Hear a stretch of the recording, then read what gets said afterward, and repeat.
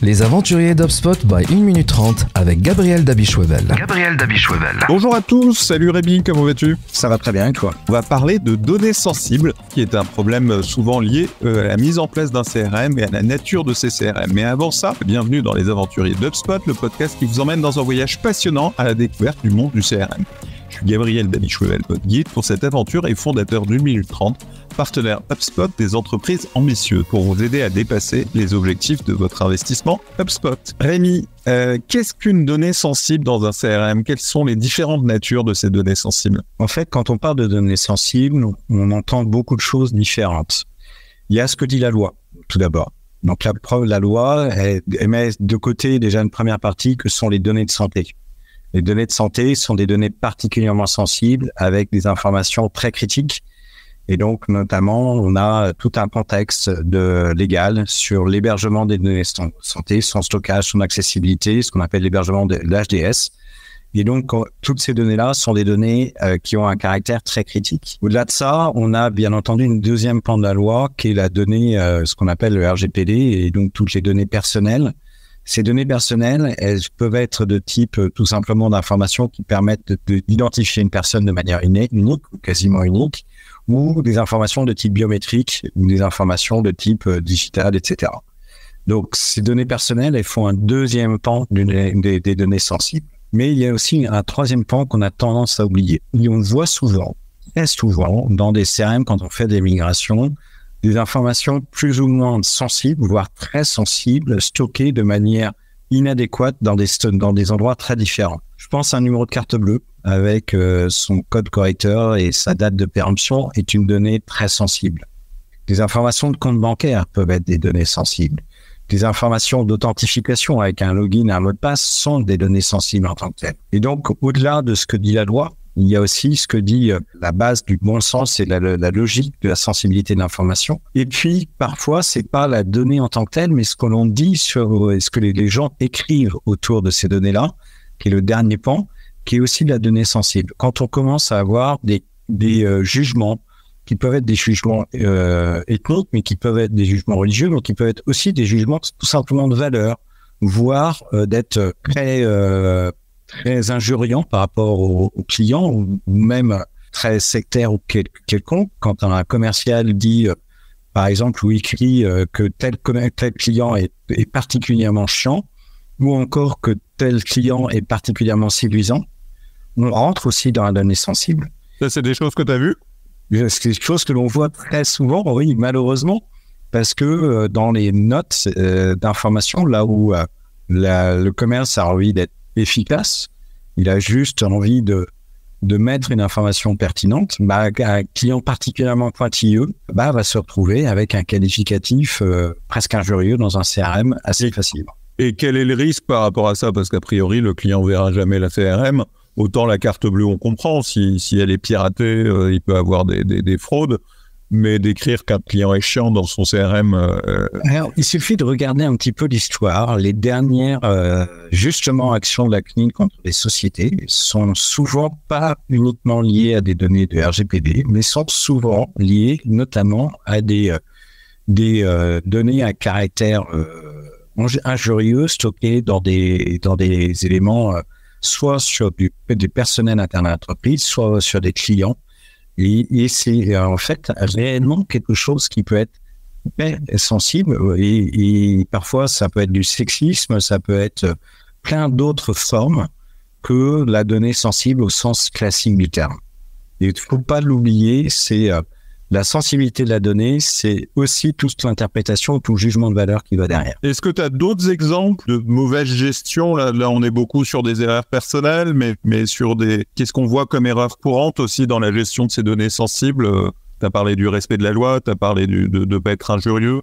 Est-ce qu'il y a des choses plus techniques aussi qui sont pas faites pour les protéger ? Il suffit de passer dans la majorité des supports clients de vente en ligne, de réservation hôtelière ou autres, pour voir des cahiers ou voir des CRM dans lesquels il y a plein de numéros de carte bleue. Dans les services clients, entre autres.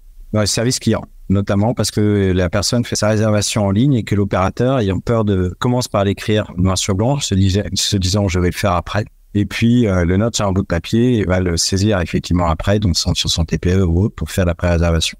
Mais parfois, on voit bien pire. On a déjà vu dans un des CRM hôteliers des notas du style « Attention, ne pas parler de cette réservation au client, couple illégitime ». Là, on est encore sur une autre forme de données sensibles. On a parfois de la donnée concurrentielle aussi, qui peut arriver dans certains écosystèmes, dans lesquels on a la donnée interne à l'entreprise, qui peut être de la donnée stratégique, qui se retrouve en fait aussi au travers du CRM, complètement disséminée sans avoir une vraie perception ou un vrai contrôle de l'information telle qu'elle va être diffusée. Donc, la donnée sensible, elle est beaucoup plus large que la contrainte légale ou de son première forme.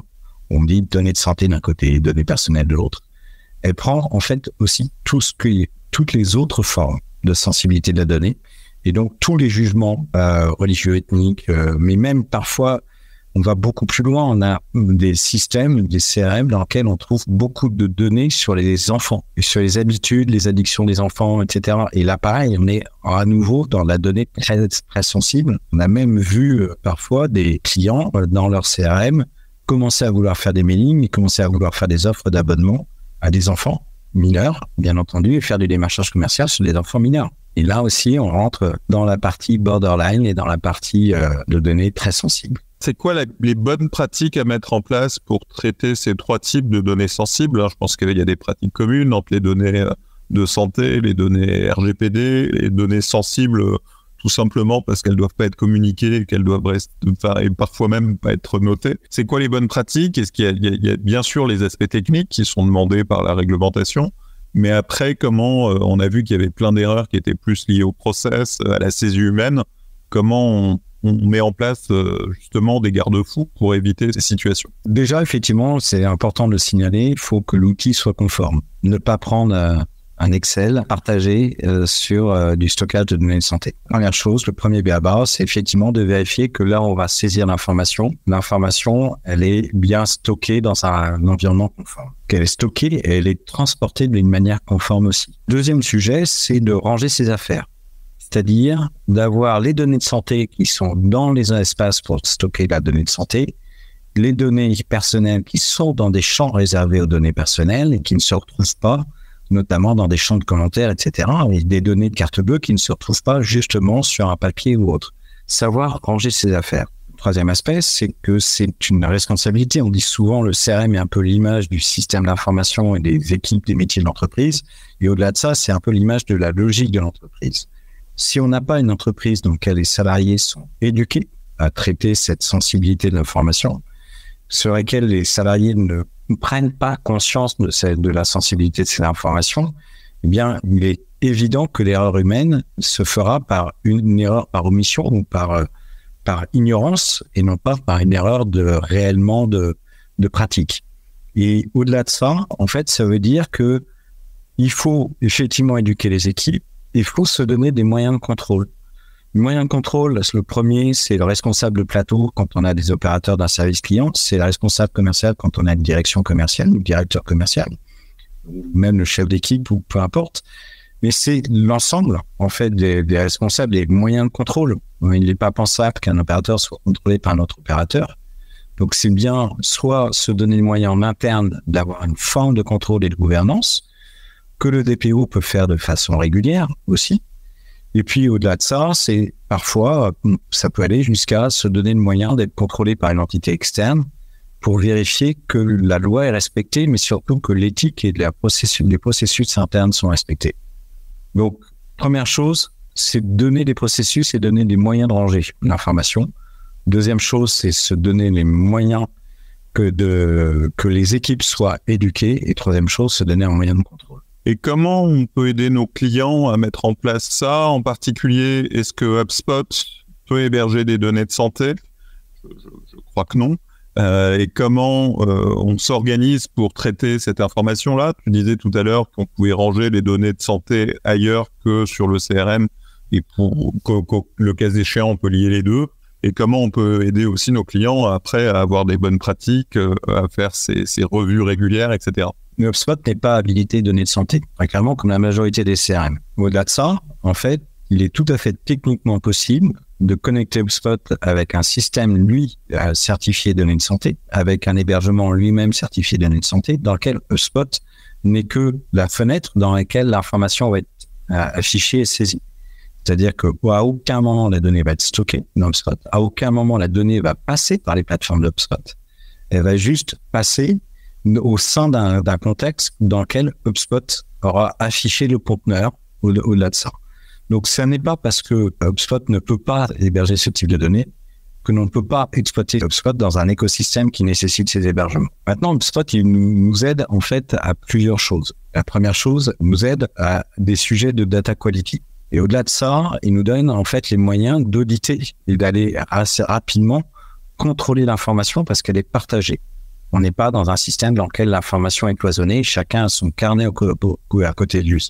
Il est beaucoup plus difficile quand on a des téléopérateurs qui sont en télétravail à distance de vérifier que personne n'a un bloc-notes à droite sur lequel il met ses numéros de carte bleue, ou voir qu'il s'amuse à les stocker pour plaisir. Pour autant, dès qu'on commence à avoir en fait un système consolidé avec un CRM holistique, il est beaucoup plus facile d'abord d'avoir quelque chose de conforme DPO dans lequel on sait quels sont les systèmes connectés HubSpot qui ont connecté quelles données de personnel et donc pouvoir enrichir le registre des données, le registre RGPD. Et puis au-delà de ça, on a un moyen de contrôle qui est beaucoup plus simple parce qu'on peut échantillonner et vérifier effectivement régulièrement que les informations sont bien respectées. Et ça, c'est l'outil qui va nous permettre, et c'est HubSpot au-delà qui va nous donner le moyen d'avoir une facilité d'aller rechercher, d'auditer, je dirais, la pertinence ou la performance de chacun des opérateurs. C'est pas pour autant qu'il va détecter automatiquement des termes éthiques ou des termes religieux ou des choses comme ça. Mais ça nous donne en fait une facilité d'avoir une vraie transparence, de savoir quelle est la totalité de l'information stockée sur un client et de l'auditer proprement. Est-ce que sur ce sujet des données sensibles, tu veux rajouter quelque chose ? Encore une fois, le CRM est l'image de l'entreprise. Donc, dès qu'on a une entreprise qui est elle-même éduquée à ces sujets-là, il est très facile d'être conforme et de se mettre en conformité avec la bonne expertise en termes d'accompagnement et moyens de contrôle. A contrario, il est beaucoup plus dur d'éduquer l'entreprise qui n'est pas sensibilisée à ça. C'est-à-dire que le CRM ne peut pas se faire sans conduite du changement. Le déploiement d'un CRM ne peut pas se faire sans conduite du changement. Quand on a des gens ou des opérateurs qui, depuis des années, ont le réflexe de noter le numéro de carte bleue quelque part pour saisir sur la TPE après ou des choses comme ça. Donc, ce qui est important, c'est qu'au début d'un projet CRM, il y ait une vraie évaluation de la sensibilité des données manipulées, de vérifier qu'on respecte bien la loi, parce que on a vu qu'il y avait différentes typologies de données sensibles et qu'on met en place à la fois les garde-fous techniques, mais aussi les garde-fous en termes de process, pour que la donnée sensible soit traitée de la façon adéquate. Exactement. Et en conclusion, on sait que la première zone dans laquelle les données sensibles peuvent circuler et les données à caractère non conforme peuvent circuler, c'est les chats internes et les choses comme ça, qui sont des premières zones de dérapage très faciles, voire la partie RH dans laquelle on peut avoir des informations sur les salariés, mais en fait... ça, on se concentre très facilement sur ces sujets-là et on est très vite alerté.